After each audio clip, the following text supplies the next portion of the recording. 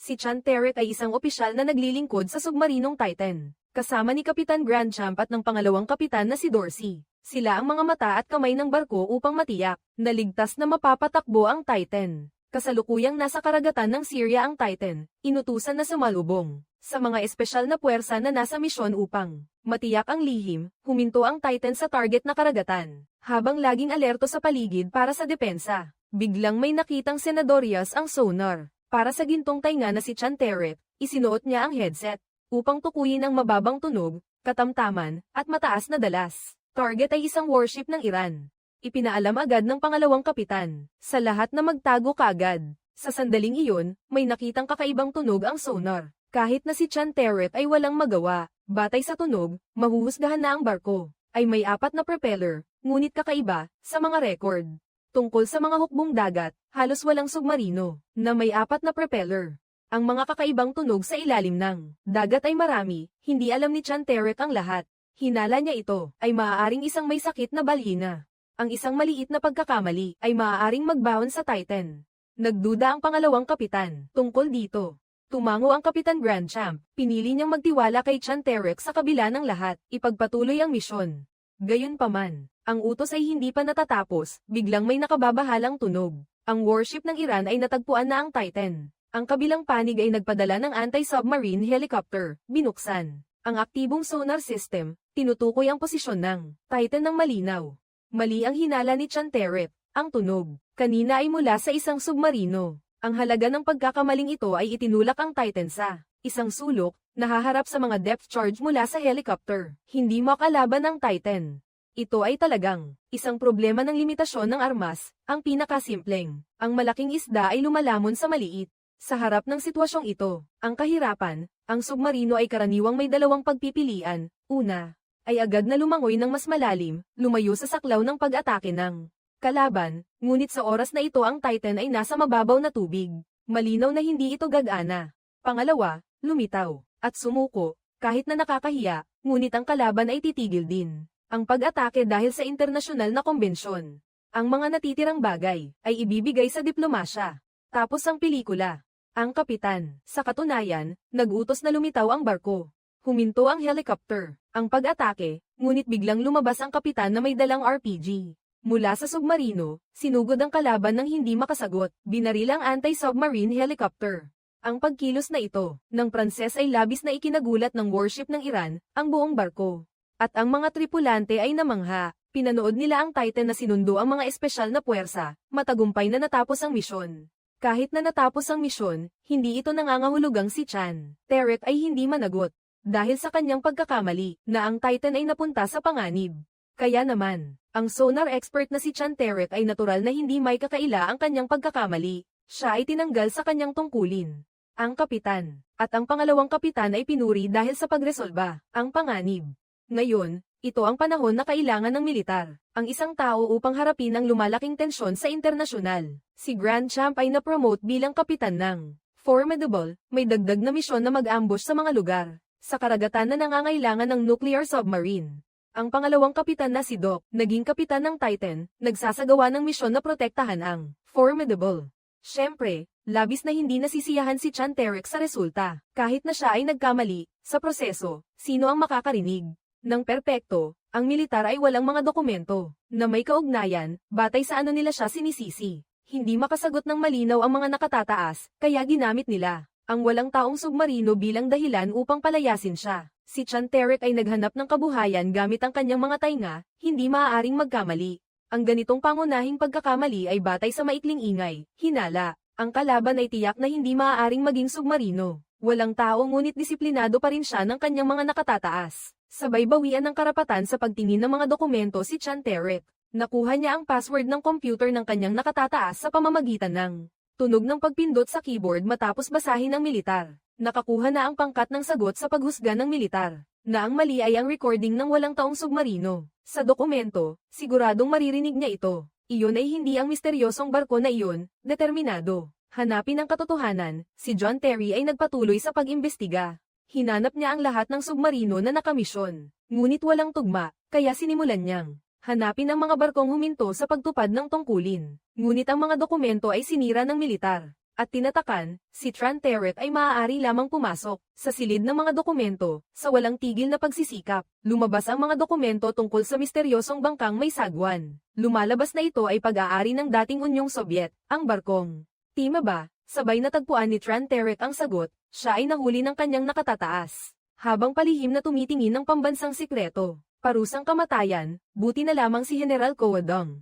ay nagpatawad kay Tran Terek. Lumalabas na kamakailan ay may submarino na nakatagpo ng parehong tunog. Ang isyong ito ay naging internasyonal na usapin, kung natagpuan ni Tran Terek ang katotohanan, ipinakita. Para sa bansa, hindi na siya madidisipina. Nagpa siya ang general na ibalik siya sa serbisyo sa barko ng formidable ni Grand Champ. Tuwang-tuwa si Tran Terek na makapagpahinga sa kanyang pagkikita kasama ang kasintahan. Siya ay humaitat ng marijuana. Ang resulta ng drug test ay hindi pumasa. Siya ay tinanggal sa barko sa huling minuto. Habang naghihintay sa pantalan, biglang tunog ng babala sa himpapawid ay umalingaw-ngaw. Isang submarino sa Bering Sea ng Russia ang nagpaputok ng nuclear missile patungo sa France na nangangahulugang nagsimula na ang nuclear war. Hindi alam ng Russia kung may problema, biglang inatake ang France. Ang balitang ito ay nagdulot ng tulala kay Trinity noon. Hindi inaamin ng Russia na nagpaputok sila ng nuclear missile. Walang ebidensya ang France at hindi nang ahas gumanti. Maaari lamang gamitin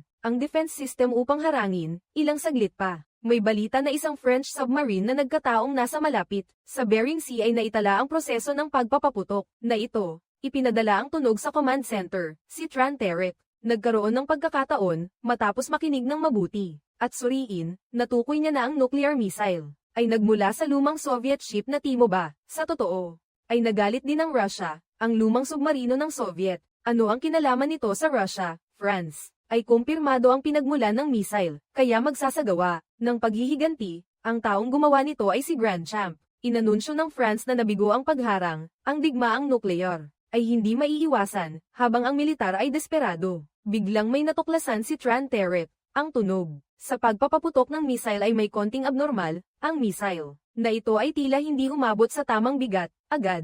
Hiniling ng nakatataas ang kumpirmasyon ng eksperto, matapos kumpirmahin ang natuklasan ni Tran Terek, ang bigat ng missile ay mas magaan kaysa sa standard weight, 20%.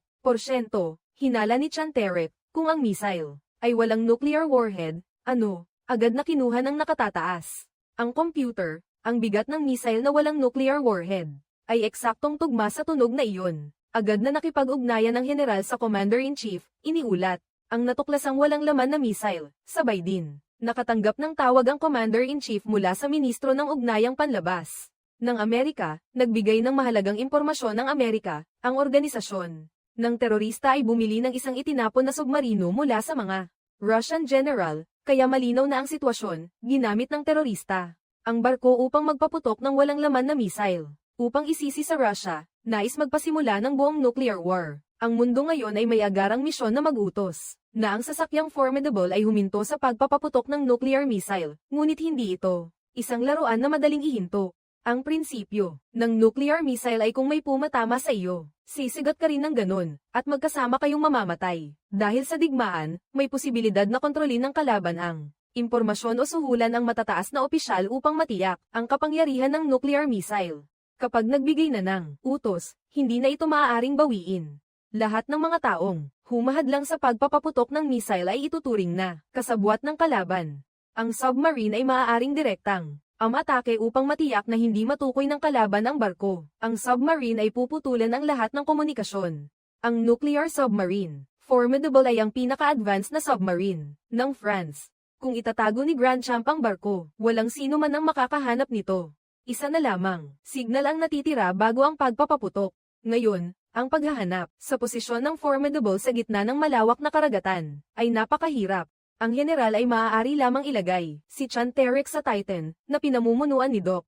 Ang misyon ng Titan ay protektahan ng formidable. Ito rin ang pinakamalapit na submarine sa formidable. General, tandaan na ang pagpapaputok ng missile ay nangangailangan ng maingat na proseso. Bago magpaputok, ang barko ay kailangang maghanap ng magandang posisyon. I-verify ang posisyon ng target. Ito ay tinatawag na point of deployment. Inutusan ng general ang mga puwersa sa iba't ibang deployment point na buksan ang sonar upang mang-istorbo, ngunit mag-iwan ng isa.